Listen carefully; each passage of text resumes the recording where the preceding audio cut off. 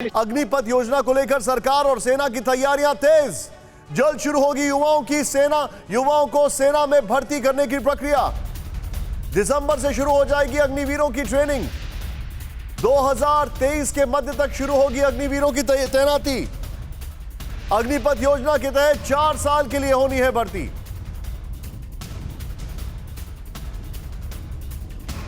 आग से मत खेलो, यह बड़ा सवाल है। अग्निपथ स्कीम समझिए आप। पहला साल 21,000 इंटू 12 यानी करीब 2.5 लाख। नेक्स्ट चेंज करें आप। फिर दूसरा साल 23,100 इंटू 12 यानी करीब 2,77,200 रुपए। नेक्स्ट चेंज करें। 25,580 इंटू 12 इक्वल्स टू 3,06,960। फिर चौथा साल 28,000 इंटू 12 3,36,000। यहां पर कुल हो गया 11,72,160 रुपए। यह है टोटल इनहैंड सैलरी। फिर अब आप इसको देखें रिटायरमेंट पर 11,72,160 रुपए प्लस 11,71,000 जो कि आपकी सैलरी से कटेंगे इक्वल्स टू 23,43,160 रुपए। रहना खाना और इलाज फ्री है तो आप ये पैसा बचा भी सकते हैं। मैं सीधे इसके बाद एक नवल जी से सवाल पूछता हूं। मैं एक और वॉल पर आने से पहले मैं चाहूंगा उसको जरा प्ले ऑन करें, क्विक रिएक्शन ले रहा हूं, फिर मैं वापस आ रहा हूं, उसी को जरा बैक ट्रैक करें। नवल जी मुझे एक बात बताइए, देश में बहुत बड़ा मैन पावर है जो अनएम्प्लॉयड है, हम जानते हैं, युवा है जो अनएम्प्लॉयड है। अगर उसको बकायदा सरकार फौज में एब्जॉर्ब करके ट्रेन करती है, पैसा देती है ट्रेनिंग के बाद, मतलब वो अगर 11वीं के बाद फौज में जाता है, सरकार उसको ट्रेनिंग देती है, सरकार उसको पैसा देती है और ये दोनों चीजें दे रही है, तो आपको लगता नहीं है कि सरकार एक बहुत बड़े मैन पावर को स्किल और एक्सपीरियंस एक साथ दे रही है और पैसा भी दे रही है? देखिए निशांत जी, आप अगर इतिहास को क्रोनोलॉजी में देखेंगे तो जो रिक्तियां हैं बिहार सरकार में, हमने बताया भी था चुनाव के दौरान कि 10 लाख तो रिक्तियां हैं।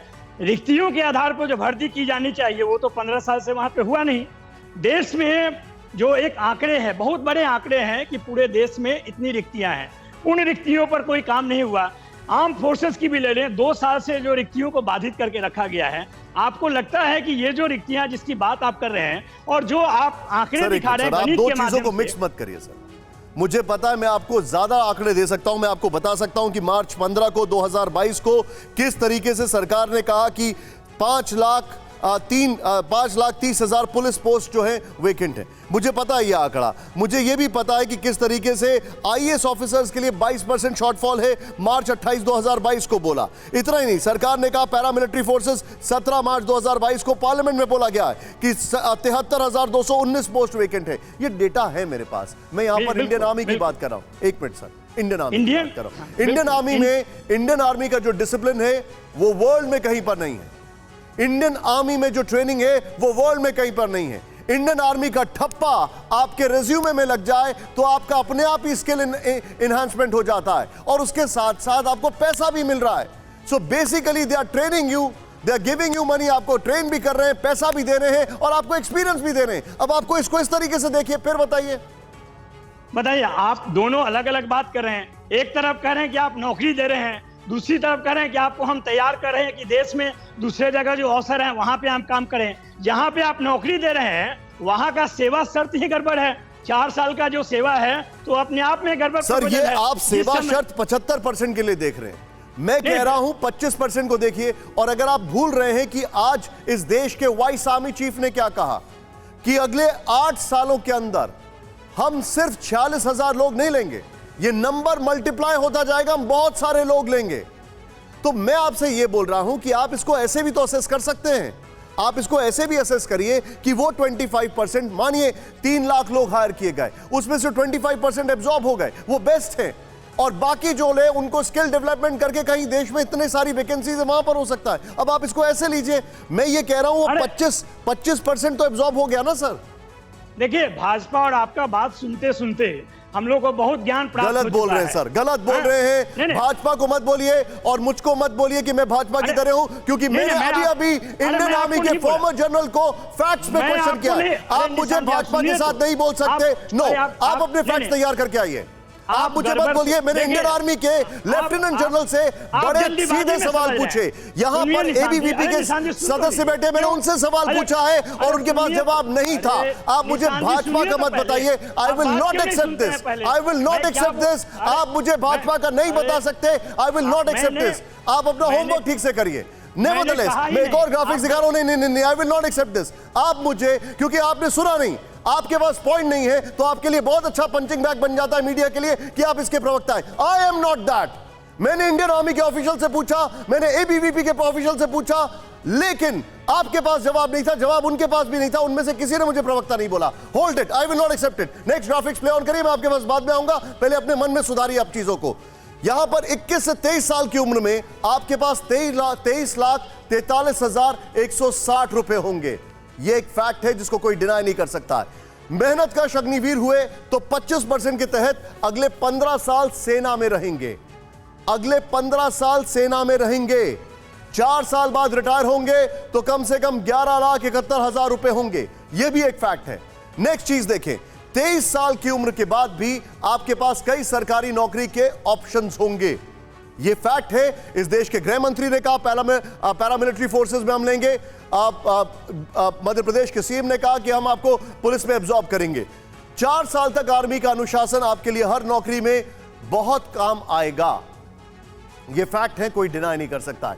मैं सीधे चलूंगा। इंडियन आर्मी के इस वक्त हमारे साथ लेफ्टिनेंट जनरल साहब मौजूद हैं। सर, मेरा आपसे एक फैक्ट है।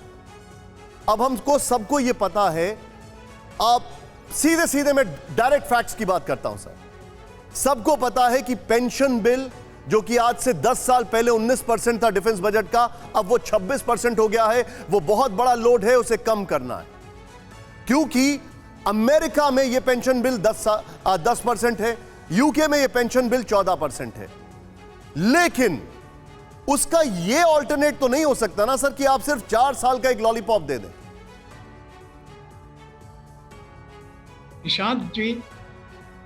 निशांत जी, मैं 2-4 बातें सबके लिए बताना चाहता हूं। Please go ahead sir. देखिए, सबसे पहली बात कि जो हमारे देश को फौज की जरूरत क्यों है। फौज की जरूरत हमें इसलिए है कि हम देश की रक्षा करें, और उसके लिए जो प्लानिंग चाहिए, जो भी मॉडर्नाइजेशन चाहिए, जो भी ट्रेनिंग चाहिए, वो उनको हम मुहैया कराएं। हम बड़े भाग्यवान हैं कि हमारे देश को एक ऐसा आर्मी, नेवी, एयरफोर्स मिला है जो कम से कम इक्विपमेंट में भी दुनिया के बेस्ट ऑर्गेनाइजेशंस में है। ओके।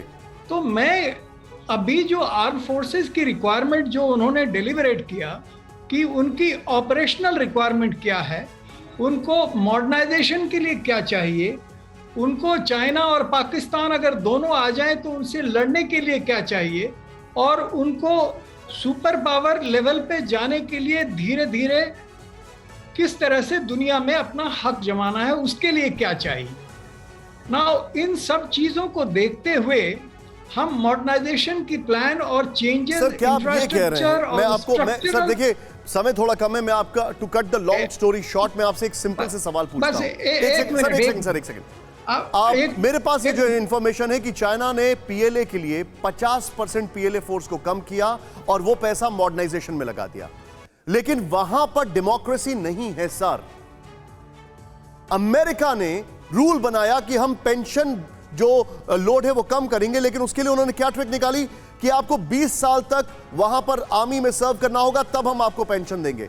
ये सारे फैक्ट्स हैं, ये सब चीजें हम कर सकते हैं, लेकिन हमने इसको पॉन्डर ओवर नहीं किया सर। एकदम सही कह रहे हैं निशांत जी। भाई 2-4 बात इसको सोचिए कि हम आर्मी को एक एम्प्लॉयमेंट की तौर से पहले ना देखें। आप आर्मी को देखें कि हमारी देश की रक्षा बेस्ट कैसे कर सकता है। एम्प्लॉयमेंट के लिए सरकार कई और चीजें कर सकती हैं। दूसरी बात, नहीं सर, अगर आप ये बात बोल रहे हैं तो unfortunately I am sorry, I will not agree with you sir, क्योंकि एक सैनिक और मैं नाम नहीं कोट कर सकता हूं, आप ही की रैंक के एक जनरल साहब से मेरी बात हुई, they would definitely not prefer कि 3 साल में कोई जो हमारे पास बंदा है जिसके पास कोई एक्सपीरियंस नहीं है, हम उसको बहुत स्पेशलाइज एरिया में लेकर जाएं। वो उनके लिए रिस्क वाला प्रॉब्लम होगा, ये कोई डिनाई नहीं कर सकता है सर। ये फैक्ट्स हैं सर जो हमारे सामने हैं,